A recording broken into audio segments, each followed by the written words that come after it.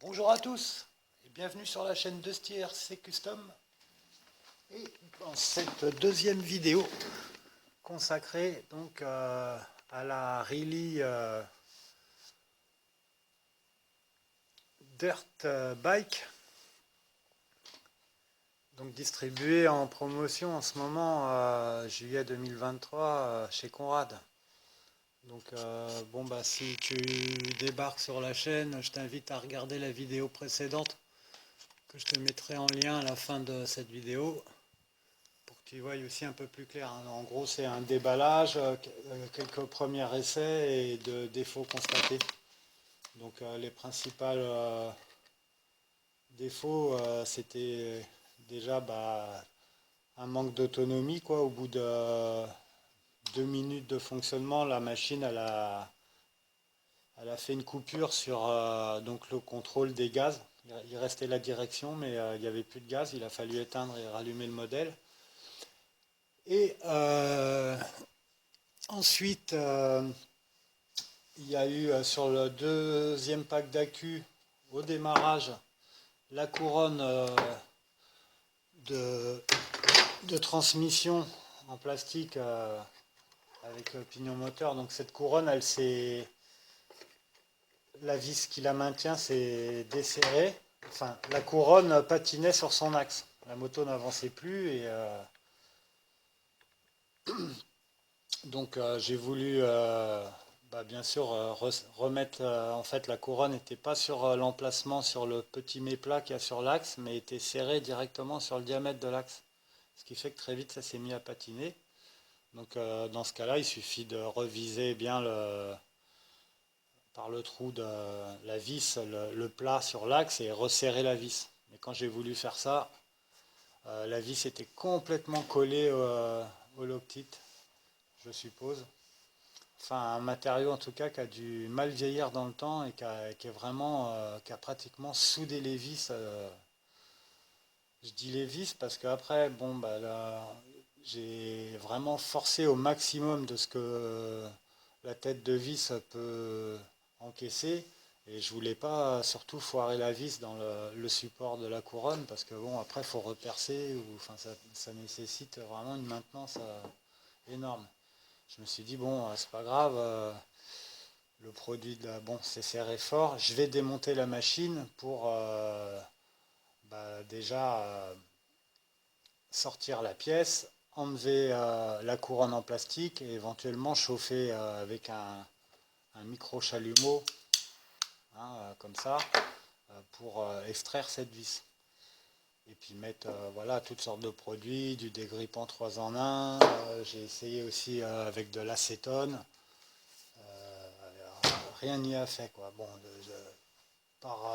J'ai passé pratiquement 7 heures à desserrer 6 vis quoi. Donc le pire c'est qu'après tout le modèle a été conçu comme ça. Donc du coup pour enlever les carters, pour changer le moteur, enfin toutes les vis qui sont vissées sur des supports aluminium ou ferraille, elles sont collées avec ce produit et la machine elle devient indémontable.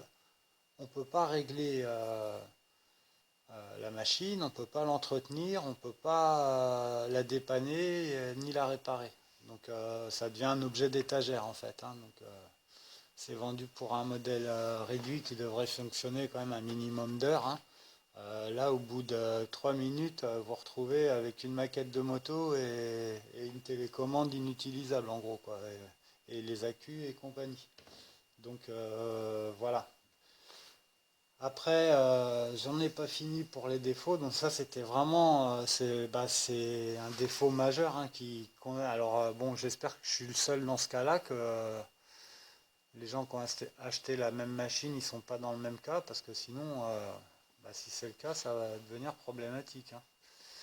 Euh, donc ensuite, on a eu des coupures aussi, donc je parlais des coupures, donc je pense que ça vient du gyroscope, parce que j'ai fait une comparaison avec un autre modèle qui est exactement du même type, c'est avec la même batterie, C'est exactement les mêmes technologies, hein, donc c'est un gyroscope aussi. Enfin bref. Et celle-ci, ça fait du bruit hein, quand ça démarre un gyroscope et quand ça tourne à plein régime. Donc celle-ci fonctionne bien entendu et elle émet un bruit régulier et sans trop de vibrations. Il y a un peu de vibration, c'est normal, mais on va dire c'est normal. Par contre, en revanche, celle-ci, déjà au démarrage, il y a vraiment un bruit de frottement ou de grattement ou de déséquilibrage. Et après, quand elle arrive à son plein régime, euh, ça fait des vibrations mais énormes, quoi, à faire des fourmis dans les mains, à faire tout trembler sur la table, etc. Et le son, il est disproportionné, quoi.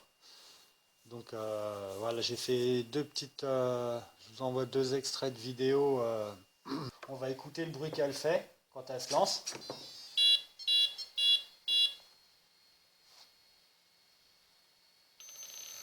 Voilà. Alors écoute bien.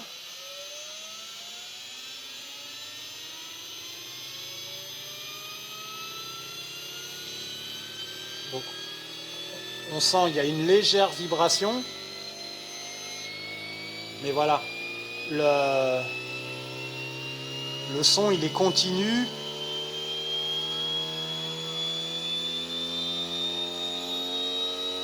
Et je sais qu'elle marche bien, que c'est efficace, elle n'a pas de coupure, rien, tout va bien. Donc là on va attendre que la plage elle soit maximum.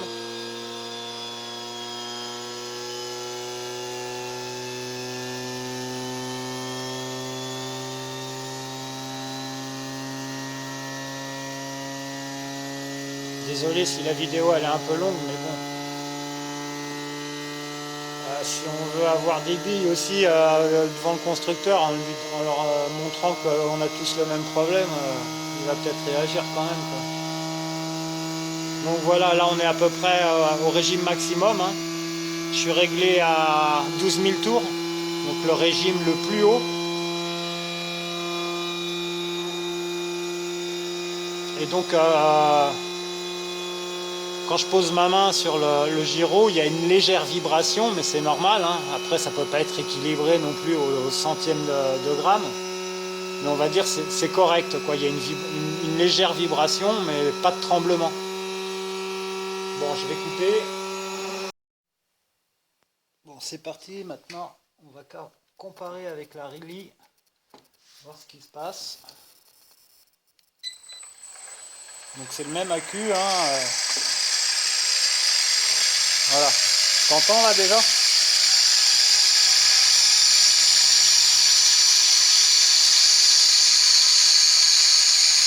Il y a un bruit anormal.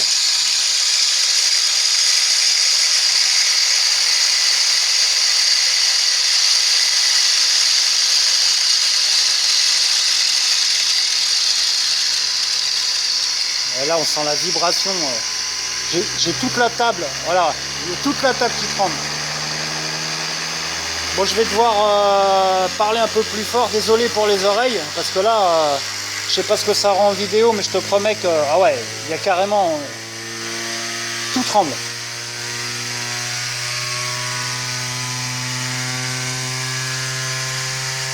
Ah, c'est du délire. Je sais pas comment je pourrais te montrer les vibrations, ça va être dur. Peut-être qu'en collant un morceau de scotch.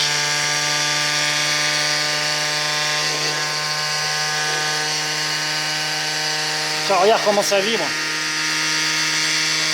Regarde ça. Et pourtant c'est du scotch.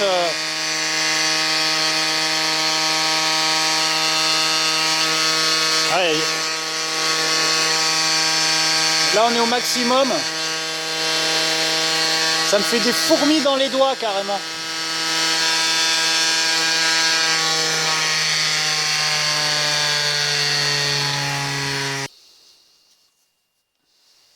Ouais, en effet, hein, il y a une différence. Donc voilà. Et ensuite, je pense que c'est peut-être le gyroscope parce que j'ai fait quelques tests aussi. Enfin bon, je te refais pas toute la vidéo d'avant. avec un ampèremètre. Enfin, j'ai essayé diverses alimentations et on se rend compte que dans la montée de régime, ça coupe. Bon, et je pense que ça peut provenir du gyroscope. Après, j'en suis pas sûr. Voilà. Bon, avec tous ces problèmes rencontrés, on va quand même essayer de faire quelques essais aujourd'hui en dynamique, de la faire rouler quand même. J'ai réussi, bon, bah, à dévisser quand même quelques vis, démontant, en tordant les plaques et tout ça. Bon, on est arrivé à quelque chose de correct. J'ai refait tous les réglages, j'ai huilé la chaîne.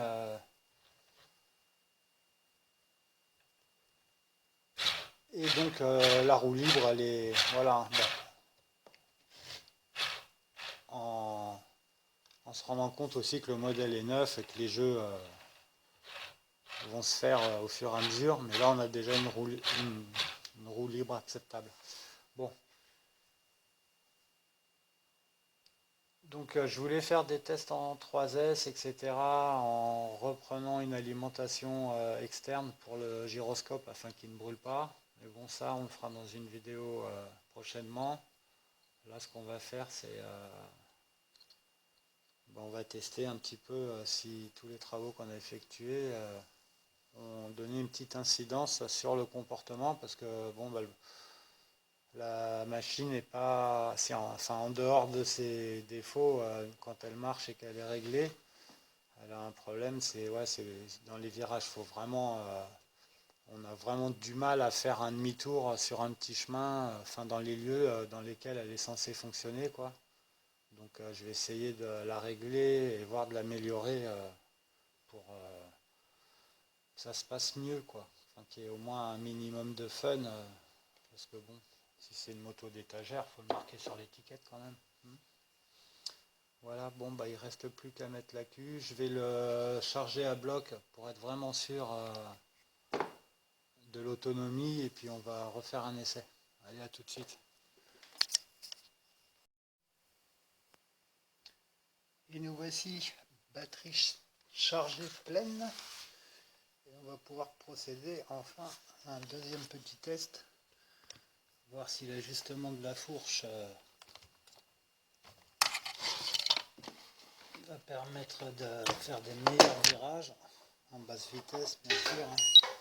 Faire les virages les plus serrés possibles de manière à pouvoir faire demi-tour sur la largeur d'un chemin à peu près.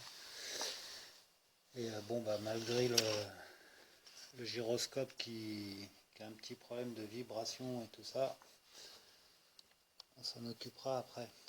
Donc suivant le résultat, de toute manière je vais le faire quand même, je pense. Après, la prochaine étape, on va ajuster les ressorts de fourche de manière à avoir un réglage de swag de 1 cm environ. Et comme ça, la fourche elle va s'affaisser un peu plus. Ce sera meilleur pour la tenue de route et ça va diminuer un petit peu l'angle de chasse. Et là, on devrait avoir un peu plus de résultats pour les virages. Allez, bon bah c'est parti.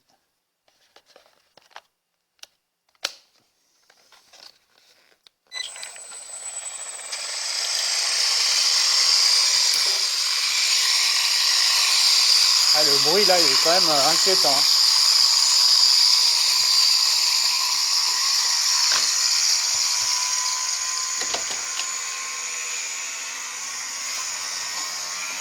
Allez, bon, il fait pas froid dehors. Donc, je rappelle, le terrain il est un peu en pente. Et on va essayer de tourner. Donc là il y a à peu près 5 mètres de distance, de largeur. Donc hier c'était les premiers essais, on avait vraiment du mal à tourner. On va voir si aujourd'hui ça va mieux.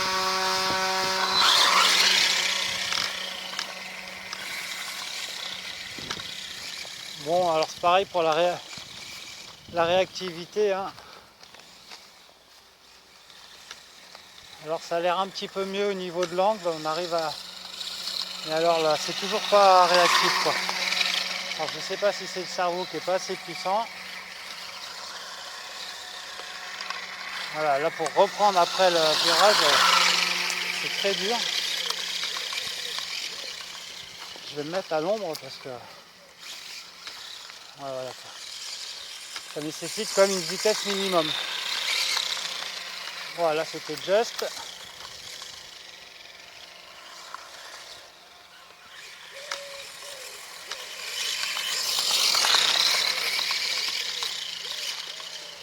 Donc il y a un mieux, je trouve, quand même. J'essaie de faire un zigzag, voilà, suivre l'espèce de piste là que j'avais fait. Là, on dirait que quand même, par rapport à hier, ouais, si, c'est quand même c'est mieux.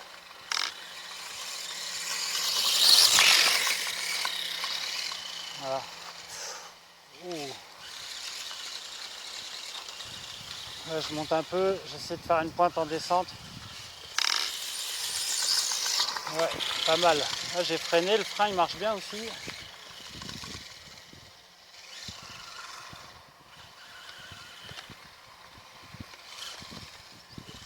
J'ai du mal à rattraper, mais c'est fait quand même. Ouais, ça demande quand même du tact. Hein.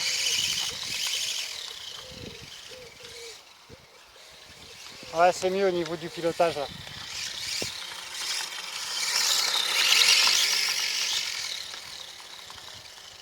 Ouais, les performances elles sont pas mal, hein, mais il faut vraiment la régler quand même. Ouais, j'ai un peu de mal avec la reprise encore, mais ça passe.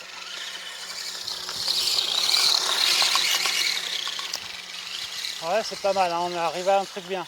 Bon, il manque plus qu'à régler la fourche et ça va être encore beaucoup mieux. On voit, ça ballotte hein, pas mal. Ouais, faut beaucoup anticiper. Vraiment, c'est presque au milieu du virage hein, qu'il faut déjà commencer à contrebraquer. Sinon, mais là, déjà, on a une meilleure activité. Là. Ah, il me semble avoir eu comme une petite perte. Mais... Alors, j'ai fait que des virages d'un côté, j'ai essayé le côté droit. Oula. Ouais, ça se gère avec les gaz, mais si, on y arrive quand même. Bon, bah c'est bien, bonne nouvelle. Au moins, j'ai pas fait tout ça pour rien, parce que là, j'ai pratiquement passé la nuit blanche à démonter, là, à cause de ce satané lockpick.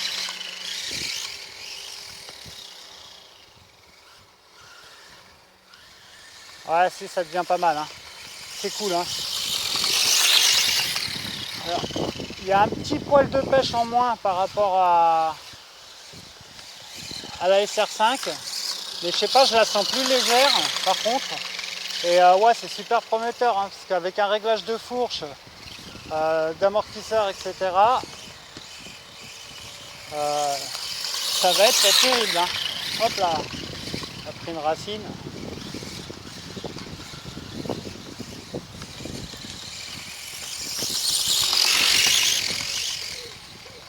Ouais, c'est pas mal. Hein.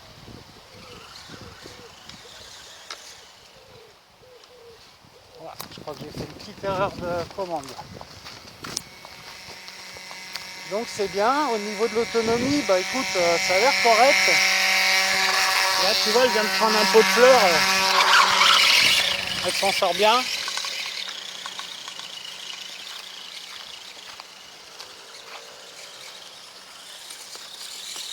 Petit test frein. Hop là, il y a l'air qui part derrière, donc ça freine super bien. Par contre, tu vois, ouais. Ah. Oh, joli.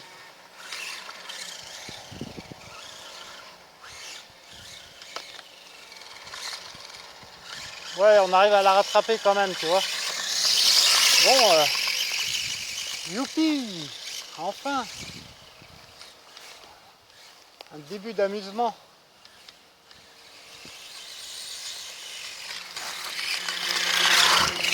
Oh, pardon. Là, oh. Cadrer et tout ça, c'est pas évident. Je fais des petites fautes, hein, vous me pardonnerez. Bon, on va tenter un petit wheeling peut-être.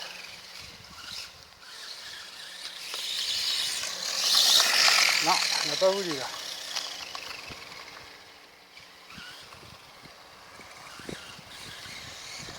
Alors au début c'est bien, ouais, un petit wheeling quand même, de faire ces virages en deux temps quoi. Ouais, elle roule bien. Hein.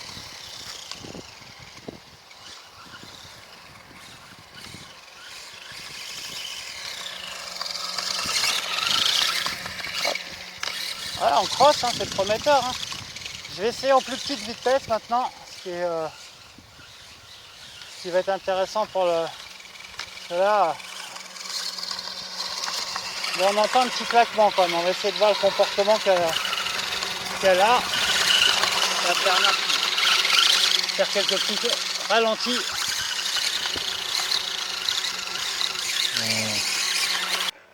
Grâce au ralenti, on peut s'apercevoir que la roue arrière travaille bien sur le brossillon, là, que ça épouse bien les creux et les bosses du terrain. Par contre, la roue avant, on peut voir qu'elle sautille dans le virage. Donc ça survire, hein, ça agrandit l'arc de cercle.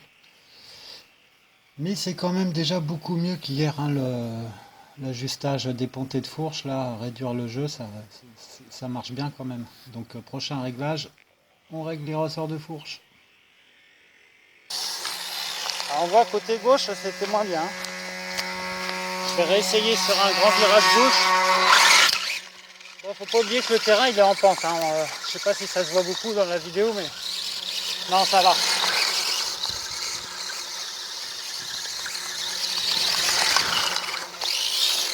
Ah, là c'est le pilote, c'est pas la moto.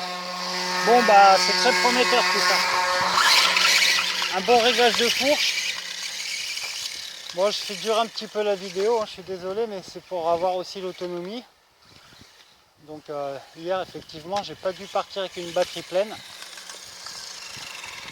Là avec une 3 mAh hein, au NIMH, bah écoute, pour l'instant on ne devrait pas tarder à tomber en fin de batterie, mais pour l'instant c'est pas mal. Ouais, si, elle est quand même assez maniable, ça va. Elle n'a pas la précision de la SR5 encore, mais si on y arrive, ça va être vraiment bien.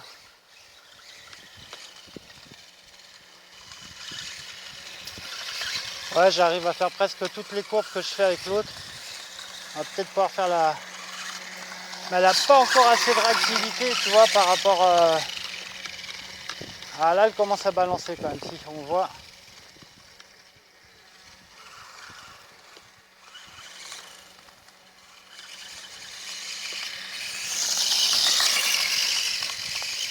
Elle commence à balancer.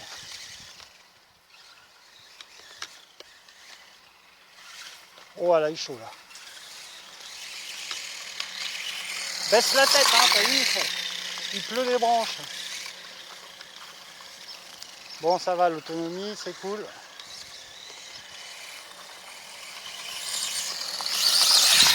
Allez hop, on va mettre des gros coups de gaz quand même. Oula. On reprend ça. Le petit zigzag. La plongée. Oula, la plongée c'était chaud. Là aussi, le petit saut. Le petit wheeling. Bon, il manque un tout petit peu de pêche, quoi. Et là, malheureusement, la transmission, on peut peut-être descendre d'une dent, mais vu que c'est un gros module, là, on est déjà limite. Après, ça, pour la roue libre, ça sera vraiment pas bon.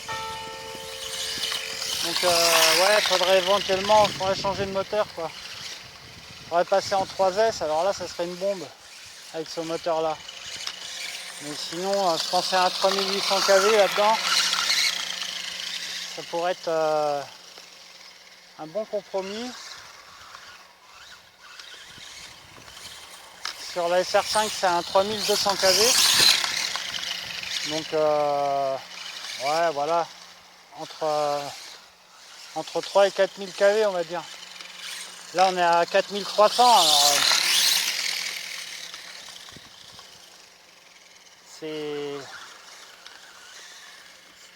c'est péchu, mais ça manque un petit peu de couple en bas régime. Après, il faut voir, hein, parce que quand le modèle il va se roder, qu'il aura beaucoup plus de jeu, tout ça dans les axes, ça sera un peu plus fluide.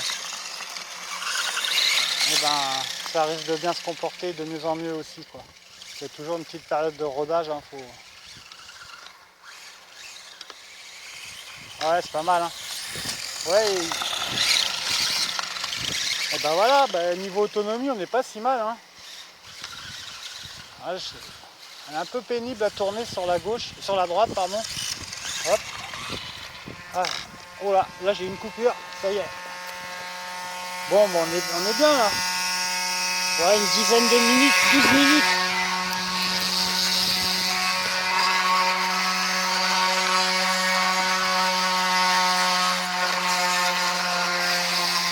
Ah, bah enfin un essai positif.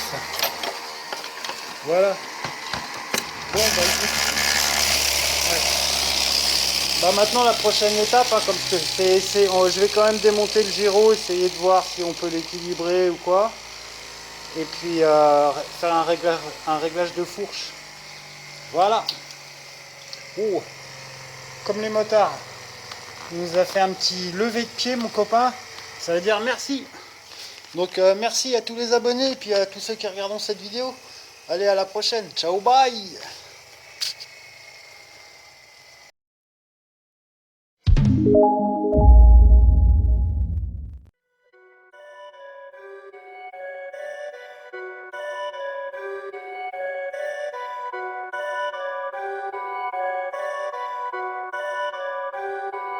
Perfect.